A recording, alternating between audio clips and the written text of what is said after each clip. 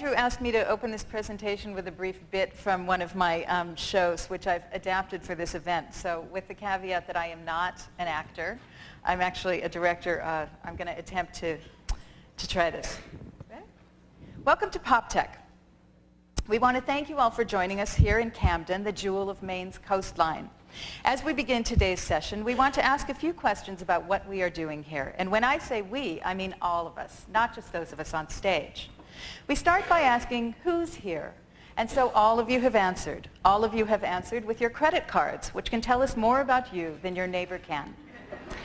The consumer profiling company Claritas, whose clients include everyone from Coca-Cola to the US government, maintains an extensive array of consumer data. Claritas, which is Latin for brightness, tracks what you buy, where you go, and what you watch.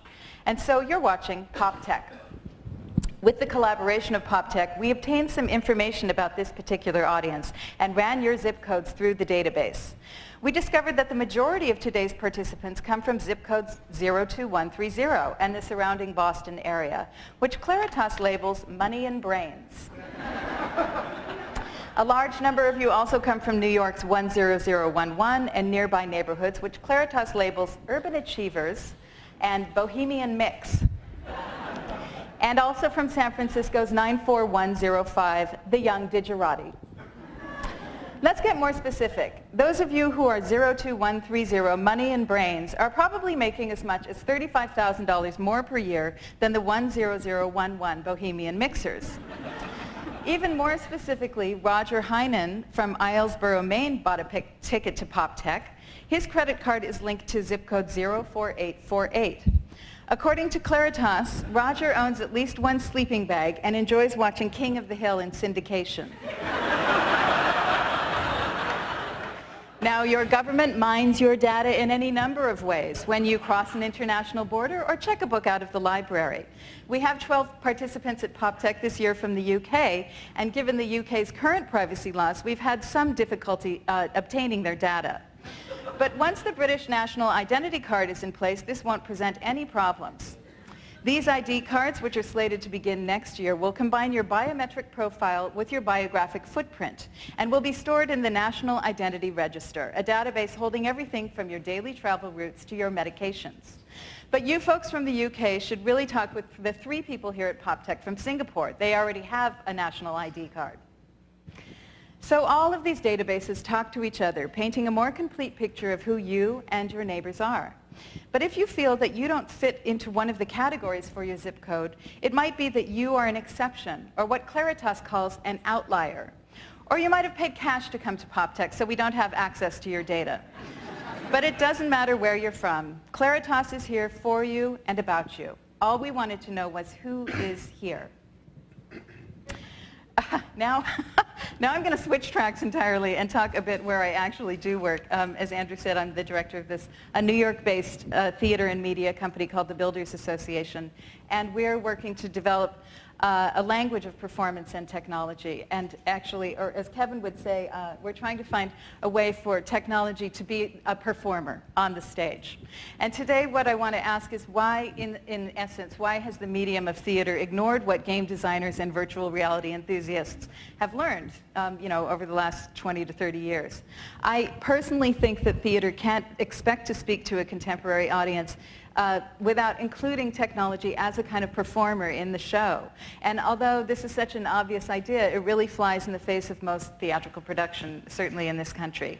But to my mind, it's definitely weirder to ask someone to go into a theater that is based on designs from the 17th century, switch off all of their devices, and sit watching a drama in which none of those things exist and nothing more technical than painted backdrops or theater lights are used on stage. But I do still believe that theater has a use. We are at a watershed moment that obviously this audience is very involved in terms of extending the body's reach into the virtual. And as you know very well, our relationship to screen culture has created a kind of teleprosthetic relationship between the physical world and the virtual world. And we've adjusted to a certain amount of mediatization. So, whether you're deeply immersed in Second Life or Spore or streaming a live event or even just experiencing a multimedia performance, this sense of moving along the continuum between live and mediated experience is a constant. We're all trained now to be smart receivers and smart viewers, seamlessly linking mediated life with live experience. And the theater today can really be a laboratory to stage this kind of crossover state between physical presence and electronic presence. Theater has the potential to look at what happens when you have the palpable presence of the live performers, the live bodies of the actors, and the ability to stage the kind of network of technology which surrounds those bodies. So theater's a place where you can stage this impact of technology on human presence, stage it critically, stage it ecstatically, stage it politically, and in the process use technology to talk about technology. Let's see. So in the builder's work, we try to create a web of media around the performers, which they and the technical designers play in each show.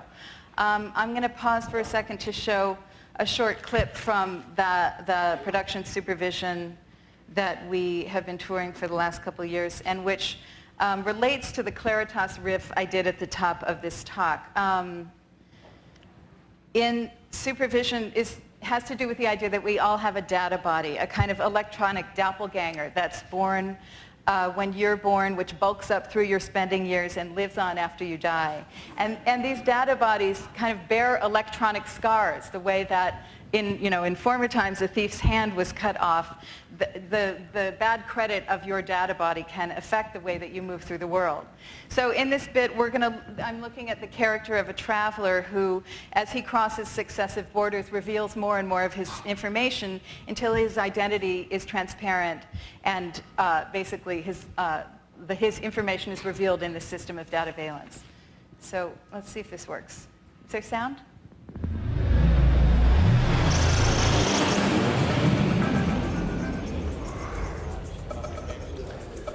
All right, sir, it looks like screen 3 is open. Can you step behind it, put your feet 18 inches apart, put your arms by your side? Yeah? Yeah, that's good. Okay, all right, it looks like your Paxil dosage is increased. Why is that? I don't know. I'm just following the doctor's orders.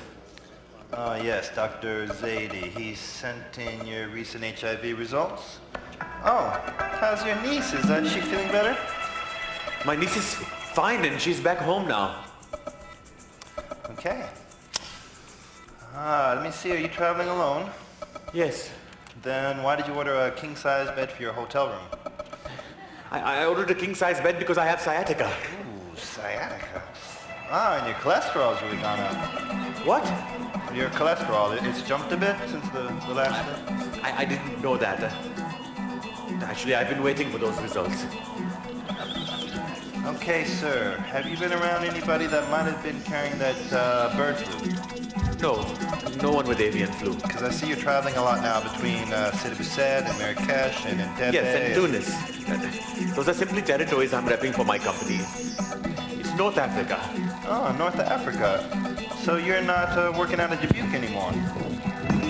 I have never worked in Dubuque. I would like that taken off my record.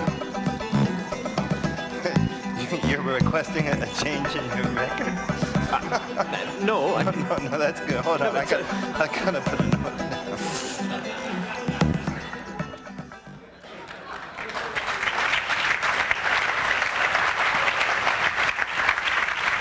Thank you very much.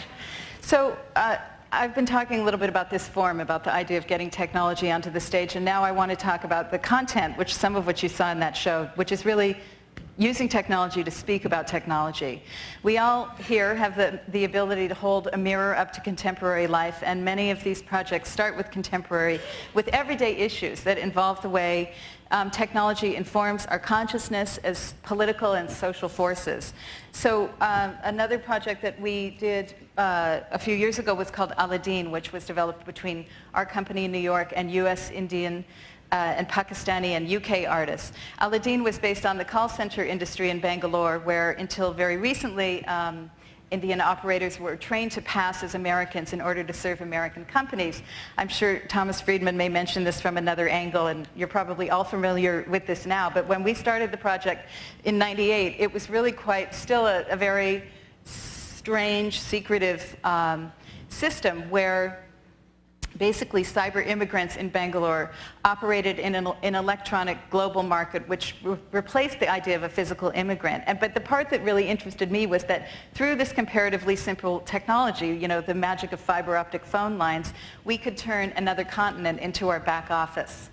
And so the whole idea of cultural masking, cultural grafting, and cultural schizophrenia, which is actually an operative term in Bangalore, was brought into play. I went there in 2000 and 2001 and researched the call centers and spoke with trainers and operators. And in a very theatrical way, the operators create these characters, often based on American television programs, which is part of their training, is that they watch Friends and Ally McBeal and Buffy the Vampire Slayer, which is, again, another layer of mediation. That's how they absorb information about the culture that they are then connecting to. So, and then they deploy these personalities with these elaborate backstories on the phone, because they were unable to say that they were actually in India. So here's a bit of an interview with one of the participants, one of the operators. Talking about switching on and switching off an accent, or how an accent would make an impact on our personal lives outside the company. Let me say you something. In the beginning, when I had to learn the accent, the only thing on my mind was to get the accent, come what may, however. So I tried my best to keep the accent, even with my friends, my family members, to strangers, and it was a hell. But then now we've, after working for so many months, we've mastered an art where we can switch the accent on when required and switch it off. Okay, for example, if I'm talking to you like this now, this is without an accent. Okay, this is just a normal accent. I'm talking to you. This is a primary Indian accent which I'm talking to you on. But if I spoke to you in an American accent, that would be like, this is me talking to you, Alan Travis speaking to you, and this is with an accent, and you hear the total different, pronunciation, enunciations, and the diction, everything's totally different. So this is the change that we have learned to switch it on, switch it off. So we took all this material about Bangalore and looked at it through the lens of Aladdin, an age-old story about personal transformation and the fantasy of endless wealth. So I'll show you a short clip from the show. In this sequence, an Indian operator is trying to field a call from a woman in the US who's calling for directions, which was a very common occurrence in Bangalore. So let's see. Let me just take a sec to show you how the stage is set up. So this is, as with all of our work, the performers are all, in this case, in an office space where they're looking into webcams, and their images are manipulated above and transformed and mixed with this other footage that you'll see. Can you turn it up a touch, please?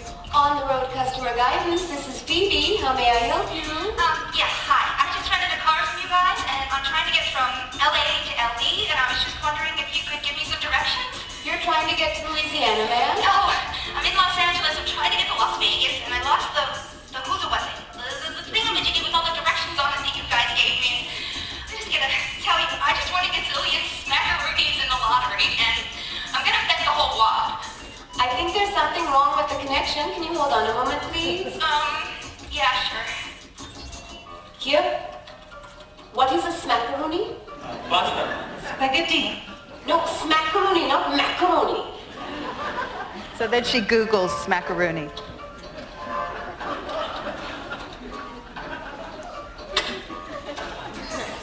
Hello, ma'am. I'm back again. Yeah, hi. Look, I'm just utterly confused as to where I'm going. I'm feeling a little lost in space out here, to tell you the truth. And Lost in Space? That was a great show. Yeah. Do you remember Angela Cartwright? Yes. She was the daughter on Lost in Space. Wow, that's great. Have you got my directions? I'm pulling them up, ma'am. The computers are quite slow today. Okay. Angela Cartwright. You know, I always used to sing along with her. You're so sweet. Where are you from? I'm from the Global Calling Center, ma'am. No, but where is that? Oh, here, I have your directions. Oh, good. If you follow this street, the 15, Uh-huh. in Los Angeles, Uh-huh. and you take it all the way to 15, Uh-huh. you're going to hit this desert. Okay. Now, you can't miss it because there's nothing else there. Okay. And if you go all the way through this desert, at the end of it is Las Vegas. Okay, 15 to Vegas. That's right. Thanks for calling On the Road and have a nice day.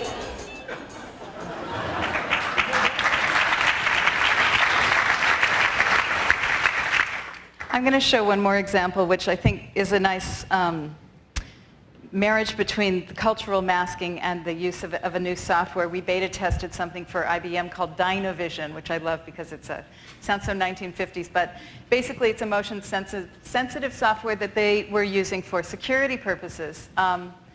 But when we started working with it, it turned out to be a really great expression of this idea of cultural masking. So in this show, Aladdin, the operators are all enacting characters from the show Friends. And you'll see a tiny bit of that here.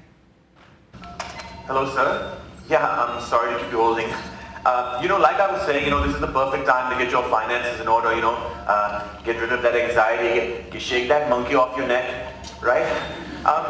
So just give me your address and I'll send you out that welcome package. All right. Thanks. All right. And your city? Chicago? Chicago. Hey, great city, my kind of town, the Cubs, the Bears, the Bulls, Oprah. Me? No, I live in New York. Yeah, I got a great place over on, Central Park West. Right. Listen, God, sir, I'm really sorry. Could you please just hold on one more moment? Oh, thanks. Yeah. Hello? Okay.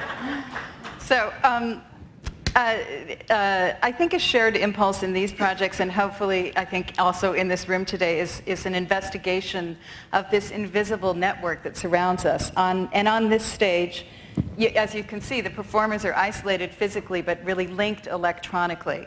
And so what the audience is invited to observe is the network that mediates us. The performers in this, and all of us, are surrounded by technology, sometimes immersed in it, contending with it, but always connected by it. And so you can see technology filling out this stage picture and participating in enacting these stories. And stories, I hope, that examine the nuanced, ongoing relationship between us as performers and the embrace of technology. That's all I have to say at the moment.